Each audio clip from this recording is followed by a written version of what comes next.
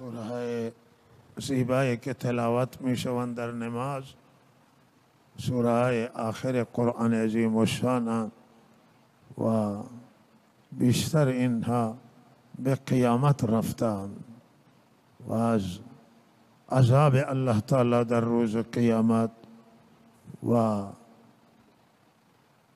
با همین طور ثواب و اجر و پاداش در روز قیامت صحبت میکنند و این سوره قیامت بود که وقت قیامت برپا می شود میگویند که این المفر، کجای راه فرار، کجا جای فرار هست و از چه مسیری برای فرار ما وجود داره.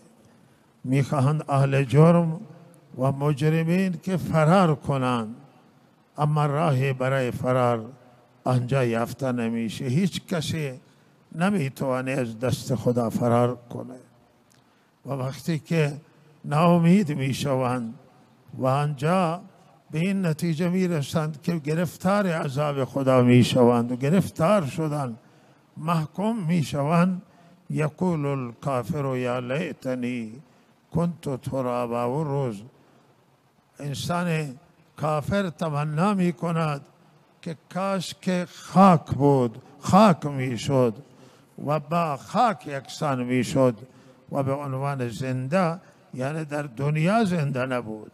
همون دنیا کاش که خاکی بود، یا تمنایش اینه که امروز تبدیل به خاک بشه.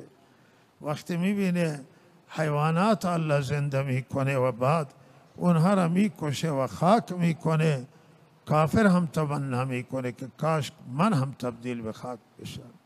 در مقابل عزیزان من، اونهایی که به کامیابی می رسند، اونهایی که به سعادت می رسند و آنهایی که اهل بهشتند، ایمان داشتند در دنیا، عمل صالح انجام دادند، بندگان صالح خدا، چه جایگاهی الله برای اونا تعریف کرده، چه مقامی تعریف کرده.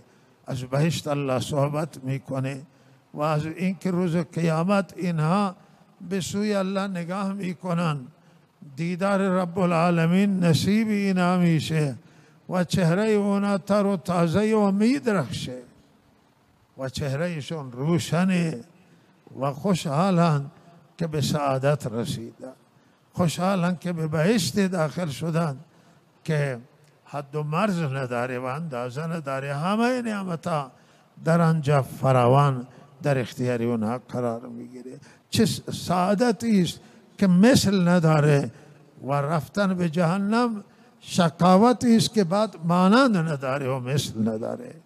الله من و شما را بیدار بگرداند که سعی کنیم و تلاش کنیم برای آخرت که به سعادت آخرت رسیم. الله تعالی ما را گرفتار هوا و هوس نکنه، گرفتار مکر و کید شیطانی نباشه.